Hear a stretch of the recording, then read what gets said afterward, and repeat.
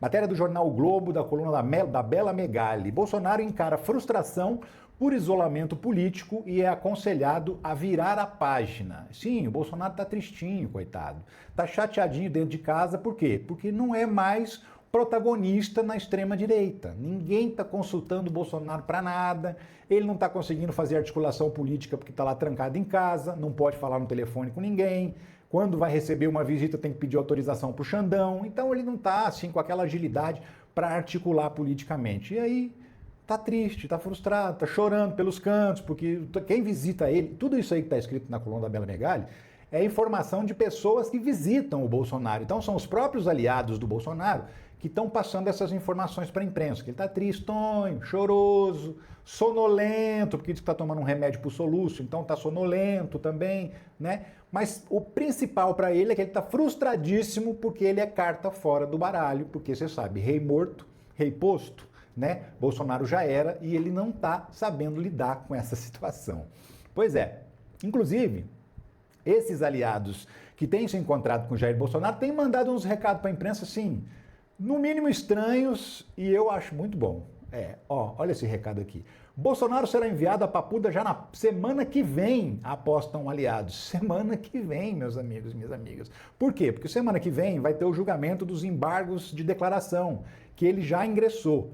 Depois dos embargos de declaração, lembra que tem o tal do embargos infringentes? Então, esse ele não pode entrar. Por quê? Porque não teve 2 votos na primeira turma, só teve 1 voto favorável ao Bolsonaro, que foi o voto do Luiz Fux. Então, como precisa ter 2 votos para ele entrar com embargos infringentes, ele não vai conseguir fazer isso. Então, segundo os aliados, assim que julgar os embargos de declaração, o Supremo Tribunal Federal já poderia mandar Bolsonaro para a cadeia, para o regime fechado, né? E no caso, para a Papuda, que é o que está todo mundo apostando que o Bolsonaro vai para uma cela especial na Papuda, porque existem algumas possibilidades. Uma delas é o Bolsonaro ficar numa cela especial na Polícia Federal, exatamente igual à situação que foi enfrentada pelo Lula quando foi preso, ficou na Polícia Federal. Outra possibilidade é dele ir para a Papuda mesmo, ficar numa cela especial, porque ele tem direito, por ser ex-presidente da República, e essa, inclusive, é a ideia do Alexandre de Moraes, é o que ele pretende, inclusive. E tem gente, principalmente juristas, que discutem a possibilidade dele ficar preso num quartel, pelo fato dele ser um ex-militar, né, um militar reformado.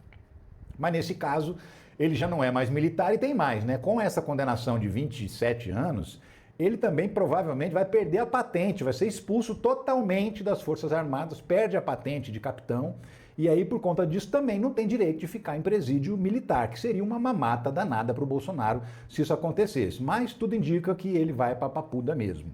Se for semana que vem, eu acho lindo, a verdade, né? Mas assim, os ministros do Supremo Tribunal Federal não são tão otimistas assim igual os amigos do Bolsonaro, que pelo amor de Deus, com os amigos desses, quem precisa de inimigo? Mas olha só, ministros do STF avaliam que prisão de Bolsonaro na trama golpista deve ocorrer até o fim do ano. Também matéria do jornal o Globo, da Mariana Muniz. Aí a matéria diz o seguinte, ó.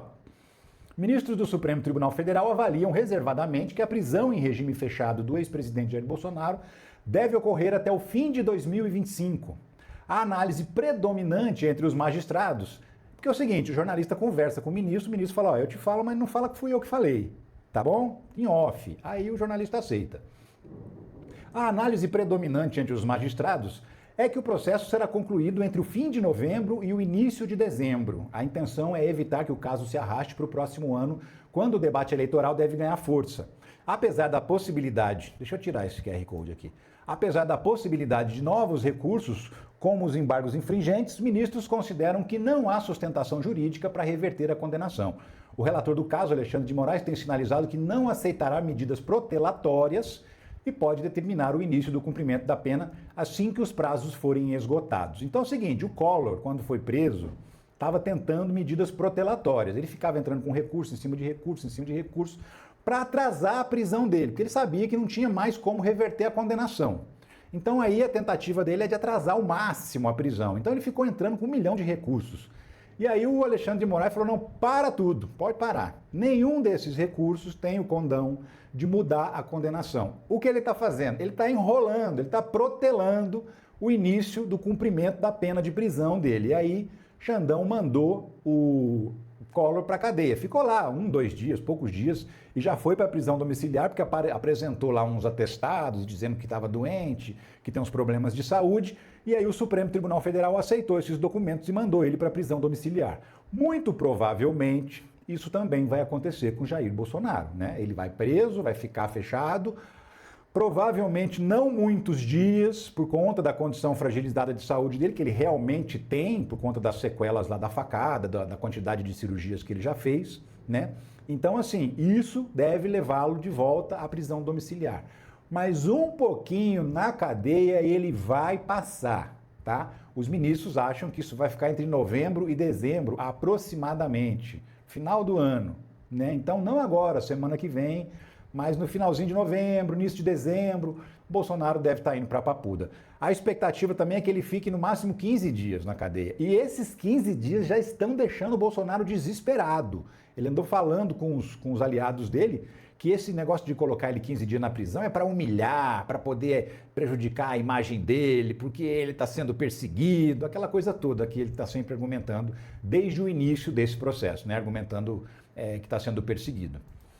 Os obstáculos que travaram o projeto que pode reduzir a pena de Bolsonaro na prisão. O relator ainda tenta, mas enfrenta empecilhos para construir consenso. O relator é o Paulinho da Força.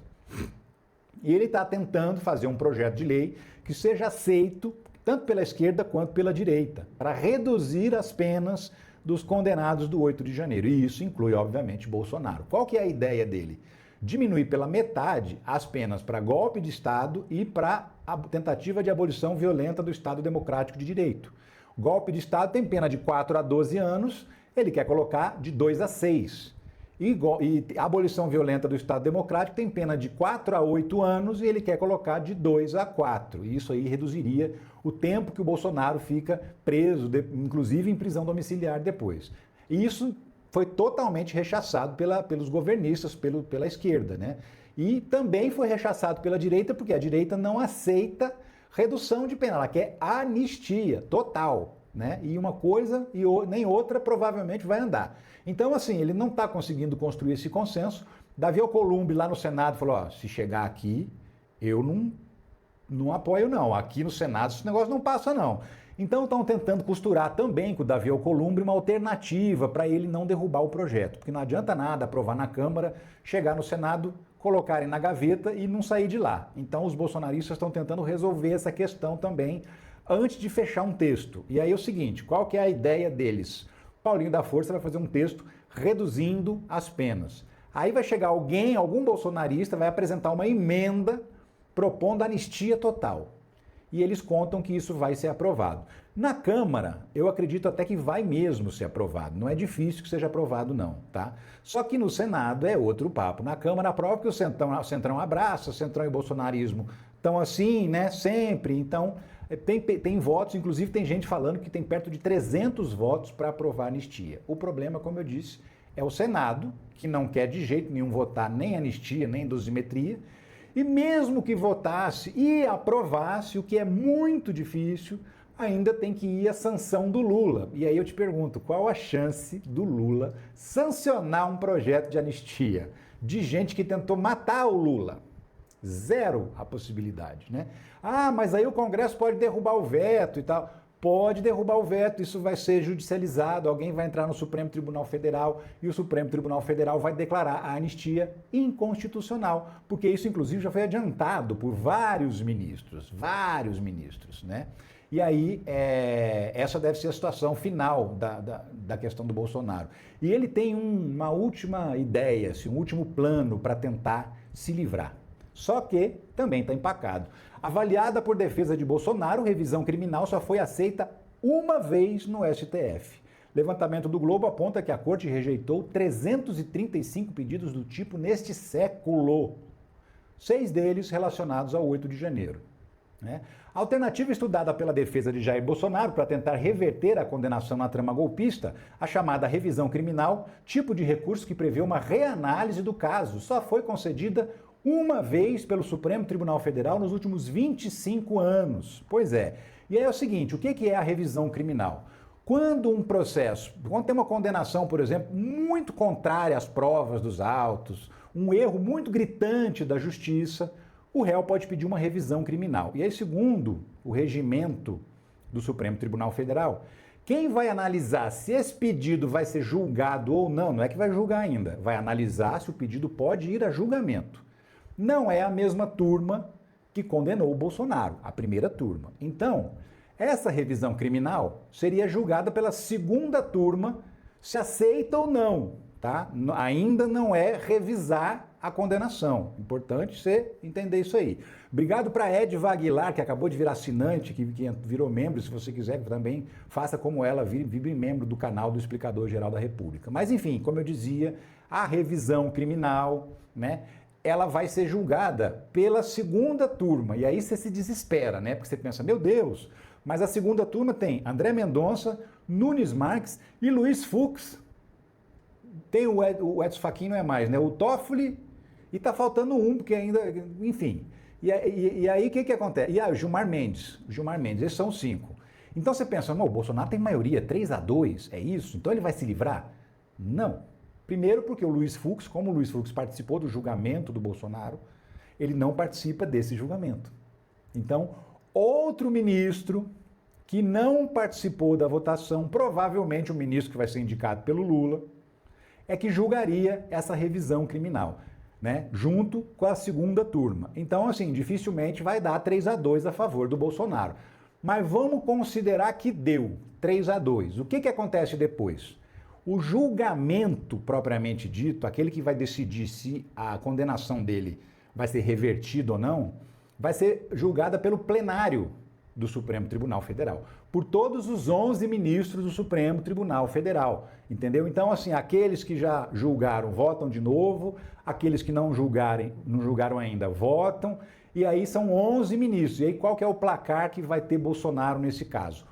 8-3 contra. É só fazer uma conta de matemática básica aqui, porque só os 3 mesmo, Nunes Marques, André Mendonça e Luiz Fux, vão votar pela absolvição do Bolsonaro. Então não tem a menor possibilidade da revisão criminal valer, conseguir reverter a situação do Bolsonaro. É por isso que essa medida também pode ser encarada como uma medida protelatória pelo ministro do relator, que é o Alexandre de Moraes, e por conta disso ele pode determinar logo a prisão do Jair Bolsonaro. Então, Bolsonaro está no mato sem cachorro, com pouquíssimos recursos para tentar se livrar da cadeia, e os poucos que tem na mão, se você olhar a configuração do Supremo Tribunal Federal, o número de votos, ele está ferrado, ele não tem a menor chance de ganhar. Então, esquece, porque Bolsonaro vai para a cadeia, vai para a papuda o quanto antes, né? Ainda esse ano, e tem gente dizendo ainda essa semana que vem, olha só.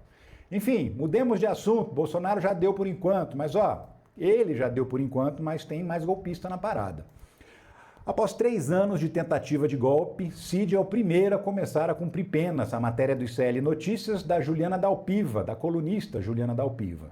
Ela está explicando justamente que o Mauro Cid, que está aqui na fotografia, já começou hoje o cumprimento da pena da condenação dele. O que é a pena dele? 2 anos em regime aberto. O que significa? Vamos ler, tem aqui. Aqui não seleciona, é um inferno. O ex-ajudante de ordens da Presidência da República, Tenente-Coronel Mauro Cid, é o primeiro dos condenados pela tentativa de golpe em 2022 a começar a cumprir pena.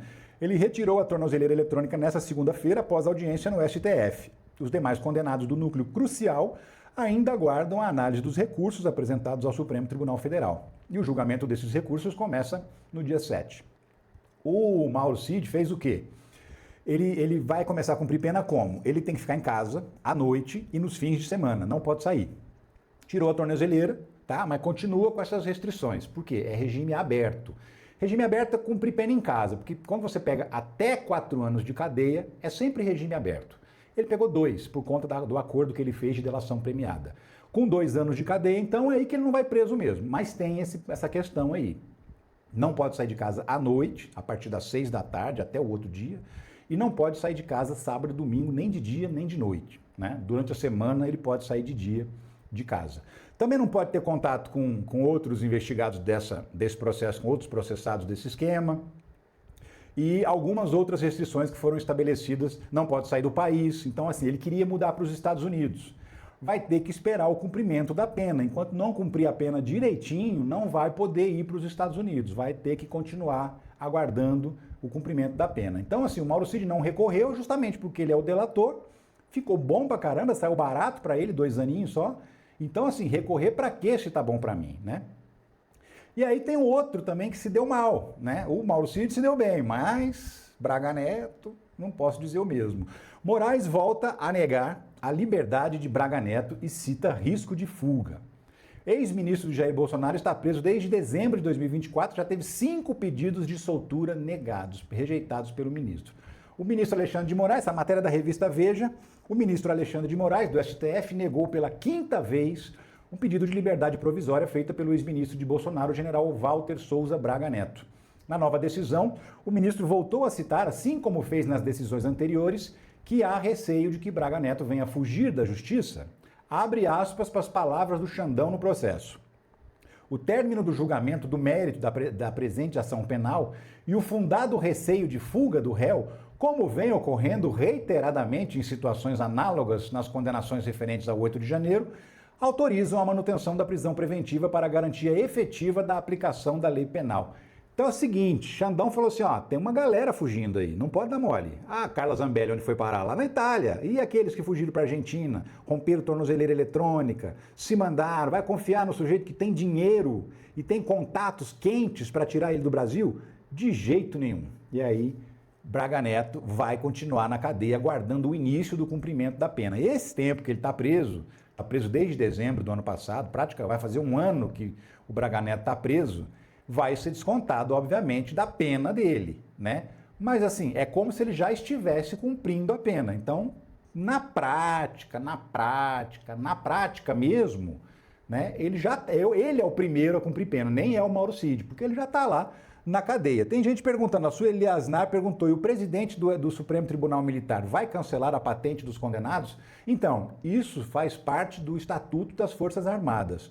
Qualquer militar que é condenado a mais de 2 anos de prisão, ele é expulso das Forças Armadas, perde a patente e aí passa a ser considerado morto-ficto, que é aquele morto-vivo, né? Ele deixa de receber o salário vira pensão e essa pensão é paga para a mulher do Braga Neto, no caso, do Bolsonaro também. Então, assim, não vai deixar de receber o dinheiro, por quê? Porque eles estão num regime previdenciário que ainda existe esse negócio do morto-ficto. Vale para eles a regra antiga, porque eles já estão há muito tempo nas Forças Armadas, né? Então eles não vão perder a grana, só que a grana não vai mais ser depositada no nome deles, vai ser depositada no nome da esposa. Se largar da esposa, babau, perdeu a grana, porque ela fica com a grana e o marido não fica. Isso vai acontecer certamente. E aí, tem uma outra figura que é Dudu Bananinha, que também está envolvido aí nas raias com a justiça, né? STF marca para 14/11 julgamento de denúncia contra Eduardo Bolsonaro. Então, 14/11 é sexta-feira da semana que vem, sem ser essa próxima sexta, na outra. O que vai ser esse julgamento da denúncia? Como assim? Então, é a decisão para saber se o Dudu Bananinha, o Eduardo Bolsonaro, vai se transformar em réu por coação no curso do processo, porque ele foi investigado pela Polícia Federal, foi indiciado como autor da coação no curso do processo, porque ele estava lá nos Estados Unidos fazendo de tudo para coagir os juízes que estavam julgando o pai dele e que acabaram condenando o pai dele, não conseguiu, né, o intento dele, que era absolver o pai, fez de tudo para coagir. A denúncia do Ministério Público veio, porque ele analisou lá o inquérito da Polícia Federal e concluiu que realmente houve coação no curso do processo. Aí ele apresenta a denúncia para o Supremo Tribunal Federal. Primeiro passo do Supremo Tribunal Federal é decidir se aceita a denúncia e torna Eduardo Bolsonaro réu. Se aceitar a denúncia, aí começa a correr o processo, abre os prazos para ele apresentar a primeira fase da defesa, depois vem ouvir as testemunhas de acusação, de defesa, argumentos finais de todos os lados, e aí sim vem o julgamento. Se Eduardo Bolsonaro for condenado, ele vai pegar no máximo 4 anos de prisão, porque é essa a pena da coação no curso do processo. E repito, eu falei agora há pouco para você, até 4 anos de prisão não dá cadeia. Então, assim, ele vai deixar de ser réu primário, ele, por ser condenado por um órgão colegiado, ele fica inelegível por 8 anos, na verdade por 12 anos, né? Porque é 4 anos da condenação, mais 8 anos da lei da ficha limpa. A lei da ficha limpa só começa a valer quando termina o prazo da condenação. Cumpriu a pena? Agora começa a contar 8 anos para frente. Então ele ficaria 12 anos inelegível. Por quê? Porque foi condenado por um órgão colegiado. E aí, nesse caso, Dudu Bananinha está praticamente enterrado na política, né? Porque saiu do Brasil para trair o país, alta traição à pátria, todo mundo percebeu, até a direita está com raiva do Eduardo Bolsonaro, eles não falam para não botar azeitona na empada da esquerda, né? Para não admitir publicamente, mas internamente, entre eles reclamam muito do Eduardo Bolsonaro e isso vaza para a imprensa, por quê? Eles reclamam também para os jornalistas naquele esquema de eu te conto, mas você não disse que fui eu que falei. É tudo em off. Vamos ficar assim. E agora, por enquanto, Dudu Bananinha continua deputado federal, não está recebendo salário, é importante isso. Por quê? Não porque a Câmara não está pagando, mas porque o Xandão bloqueou o salário dele, bloqueou a grana dele, bloqueou a conta bancária, bloqueou tudo. Então ele não pode receber o salário da Câmara. Porém, os assessores do gabinete continuam recebendo, continuam gastando a cota, continuam gastando uma belíssima grana, que é nossa grana, dos nossos impostos, que o gabinete do Eduardo Bolsonaro continua custando para o Brasil.